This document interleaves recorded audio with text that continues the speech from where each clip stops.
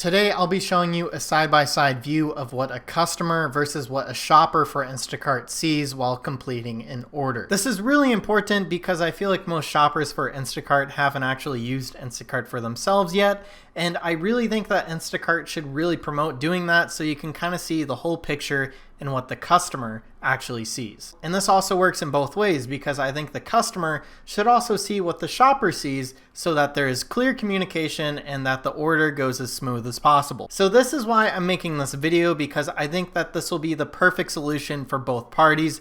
They can both see exactly how the app works. This also helps eliminate any communication errors and just confusion that is going around when using Instacart. So if you guys shop for Instacart or if you guys use it for your own groceries, then make sure you guys watch this video all the way through, because you guys are going to be able to see exactly what the other party sees whenever they're doing Instacart. You might be wondering, how in the world did I get this footage and it was sent to me? So I actually have side-by-side views of what the shopper sees versus what the customer sees. I'm gonna have to edit a lot of this video down to make sure that I do not expose any addresses or names. So if you guys are seeing a lot of screenshots instead of straight video, that is why. But I do want to make this video as clear as possible for you guys, so I'll do my very best to make sure that you guys get some good information and can see exactly what both sides are seeing during an Instacart order. So it all begins with the customer starting the shopping process. Whenever a customer is on the app, they're able to simply choose the store to do the order at. One thing to note here, I was not given an option to select like a certain store.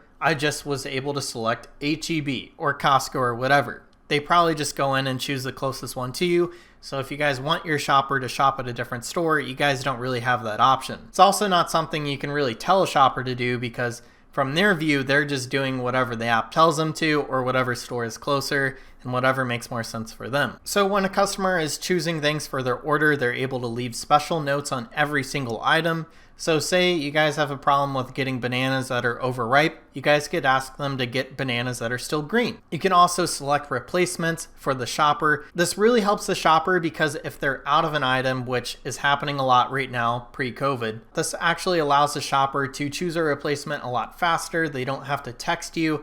It's already all done and it's pretty sweet. I will go back to this in just a little though. The customer also has an opportunity to leave notes for the delivery, which is really helpful for the shopper. So say you guys have like a bright yellow house or something, might be worth mentioning that in the notes. It just helps the shopper to find your house a lot faster. It's at this point that the shopper is able to decide your tip, but that is not final. They can always adjust the tip up to 24 hours after the delivery. So after the customer places their order, it's time for the shopper to accept the batch. What we're able to see from this experiment was that the shopper was able to see the batch within about 5 minutes or so, and they're able to take it and immediately start shopping. So just because you don't pay for the $2 boost doesn't actually affect the time. Basically what the boost does is it adds an extra $2 to it, so the shoppers are more likely to take it because it's paying out more. That's really all it is. So a shopper like me will see it, it'll pop up on their phone, they can choose to take it or not. They should have a big list of orders. It's not like DoorDash where you get one order at a time, you just see a bunch and you take it. It's first come, first serve. All right, beginning the batch for the shopper is pretty easy. All they have to do is drive to the store. From what I've seen, they have about 30 minutes before their first notification to start shopping. After that, they have 15 minutes before their next notification. Then they get their final notification and they have another 15 minutes to start their batch. So they have up to 1 hour to get to the store after they take your batch. So when the shopper starts the order, they're able to greet the customer and immediately start shopping. This is what it looks like from our end. So from the shopper's point of view, we just have a big list of items. Sometimes the stores actually label where it's at for us, but most of the time, you just are kind of on your own. From the customer's point of view, they're able to see what items that you've found, what items that you've had to refund or replace. It's actually laid out really well for the customer because they can see exactly what you're up to, or if you're looking for just one more item, they might be able to see it and send you a text and be like, hey, I've seen this before at this spot. Personally, I actually really appreciate it when customers try and help us out. For the most part, we know the store probably better than they do, but every once in a while there's that one item that you've never had to get before and they actually know where it's at, and you might just not know where it's at. All right, replacements. Let's talk about this one more time. So customers can choose replacements for items. They can also choose for you to choose your own replacement for them, and then they could also choose no replacement. This is a very important subject, especially while stores are really low in stock. So from the shopper point of view, most times we just have to select our own replacement and try and get it approved by the shopper. But from what I've learned from talking to support with Instacart, we really shouldn't check out with those replacements until they get approved. This is why it's really important for customers to choose replacements ahead of time, because it speeds the whole process up. And if you guys are busy and the shopper can't reach out to you to get the replacement approved, you guys will still get what you need because you guys chose a replacement beforehand. Sometimes they're out of both. That just stinks. And in that case, it's important to have your phone nearby so the shopper can shop their absolute best for you. From the shopper, we get recommended replacements when you do not choose one. So this is pretty helpful as well. And usually that is what we give you as a replacement. And then we also try and get it approved, of course. But sometimes Instacart does not do such a good job at choosing replacements. Like sometimes they'll say you can go get carrot cheesecake instead of carrots. Weird stuff like that. Something weird has happened in the past with this, where shoppers will see a replacement that the customer supposedly requested. Then the customer would see that they made this replacement and they never actually chose the replacement they chose. This probably makes no sense, but if it's happened to you before, you'll understand. Basically, it should have said, this is what we recommend, but the app said the customer chose this, when in reality, they never did. Which is why it's always important to double check your replacements anyways.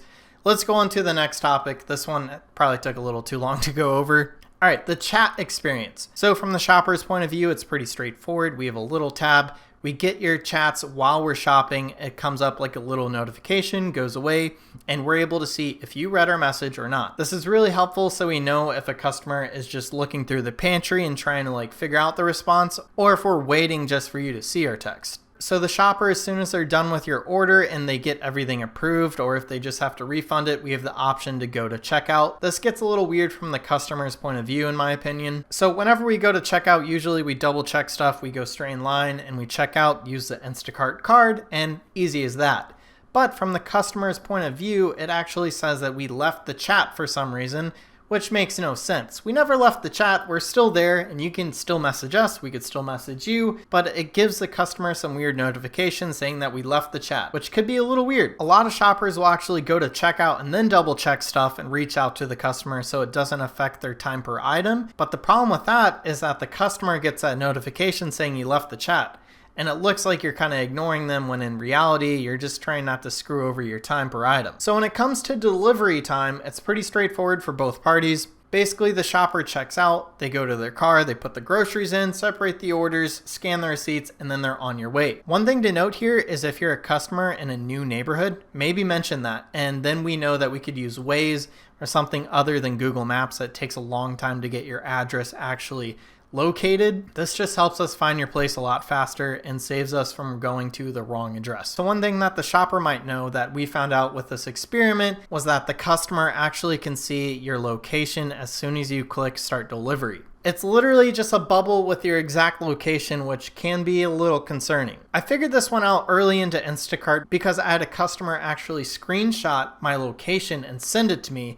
I was like, whoa, but they're just trying to help me find their apartment that they had a bad address for. So it was really helpful, but it's a little weird. So be careful. If you're multi-apping, customer will probably see that you're delivering somewhere that has nothing to do with their house. And basically, whenever you're transitioning these stages as the shopper, the customer gets an alert saying that they're either delivering or they're shopping, things like that. It's kind of like a Facebook status. Now let's get to the actual delivery part. So from the shopper point of view, we get to your address, we're able to click confirm arrival so that you guys know that we're on your property dropping something off. Then usually gives us two options to either take a picture or hand to the customer. Most shoppers like me prefer to just take a picture and then hand to the customer if that's an option, because the picture helps prove that we actually delivered it, and there are a lot of customers that are trying to scam us.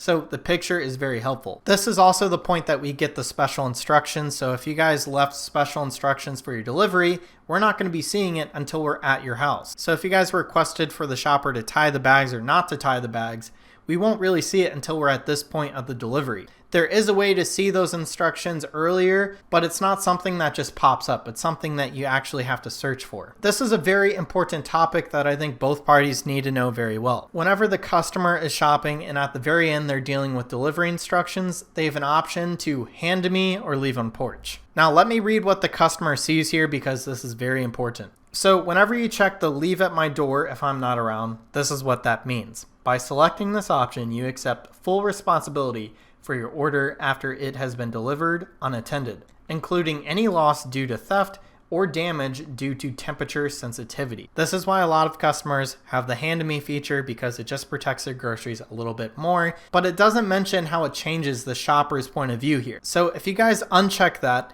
and you have it so it's a hand to me order, and if you guys aren't home, we technically are supposed to return everything. So that is the disadvantage of unchecking it. Yes, your groceries might be a little bit safer. So if you're not home and you guys didn't have that checked, we're technically supposed to return everything. Not all shoppers do that, but it's what's supposed to happen. So something else to mention here that wasn't in this specific batch, especially with the flu going around right now, a lot of shoppers are getting cold medicine for customers. This is something that we get ID'd for at the store most of the time, and it's something that Instacart forces us to ID. So whenever we get to your house, we have to scan your ID. There's no way around it, and if we fail to do so and leave it at your porch, we lose our job. So if you guys are getting anything like cold medicine or alcohol, make sure that you guys are home, because if you guys aren't, we'll have to go all the way back to the store and return that item. All right, post-delivery options for the customer. So ratings are very important for us shoppers, and it directly affects our income. If we have a 5-star rating, we'll be able to see orders before other shoppers, which means if there's a really good order, we'll have the first chance to take it. So from the customer's point of view, whenever you drop it off, you have the chance to give them a rating. If you guys give them a 5-star rating, you have different options than what you would have if you gave them a 4-star or under rating. So if you guys give us a 5-star rating, it gives you the option to give us things like good communication or good replacement. But if you gave us a 4-star rating, it gives the customer a list of options to basically report us for failures. So here's what a customer would see if they gave you a 5-star rating, and then here's what a customer would see if they gave you a 4-star rating. So another thing, the customers do have an option to adjust the tip pre-delivery. So say the customer is really happy with the job you did, you gave them an awesome experience, they can go back and actually increase your tip. But it also works the other way. Someone can pretend that they're going to give you a $50 tip or something amazing, and they could actually take it all back up to 24 hours later. This is a huge problem for shoppers because say we spend 2 hours doing your order thinking we'll make $50, but in reality, we're going to make like $15 and it just wouldn't be worth it. And also, if you guys are worried about shoppers not getting the full tip, that is debunked by this. We're able to see that the shopper got the full exact tip. And this is something that Instacart states whenever the customer is leaving a tip, that your shopper will get 100% of the tip. Now, we have seen some weird cases where this wasn't the case, but for whatever reason right now, they seem to be doing a good job at giving the shoppers the full tip. Now we have one more part, and I know this is a very long video, but it's very important for people like me that use Instacart as their full-time job. So as a full-time shopper, I have seen a lot of customers state that they don't want you shopping until a certain time. That is not exactly how it works from our end. We never really see anything that says don't start shopping until 3 p.m. If you take the batch, you're supposed to start shopping as soon as possible, and that's the bottom line. Also, shoppers need gate codes if you guys live in an apartment. We're not supposed to follow people in and tailgate them in through the gate. It's not a thing, and it could be dangerous to our cars that we use for a job. Another option is you guys could buzz us in. So usually I text a customer and ask if they could buzz me in. And most of the time they just give me a gate code anyways, or they can give me better information on a gate that I could go through that doesn't require a password at all. Also, shoppers aren't just leaving the chat. That's not an option. We are stuck there until the very end, until we complete delivery. We're always available to be texted, which might be good to know. Also, batches are almost immediately available to take. They're almost immediately being seen by shoppers. From this experiment, they were saying it took around 5 minutes for the batch to actually be available to take. Another thing to note, whenever I actually use Instacart for myself, I'm not usually able to select which specific store that I want them shopping at. I'm able to say that I want them shopping at a Costco or HEB, but not which Costco or which HEB. So if you guys know that there's better stock at another store, I could see you wanting them to shop at the other store, but you can't really make them. All right, so that is the side-by-side comparison between the shopper and the customer on Instacart. If you guys appreciated this video or learned something, I'd really appreciate a like and some feedback in the comment section down below. If you guys enjoy Instacart content, consider subscribing because we upload a ton of Instacart stuff here. So without any further ado, I'm gonna head out of here. I hope you enjoyed this video, and I'll see you guys on the next one.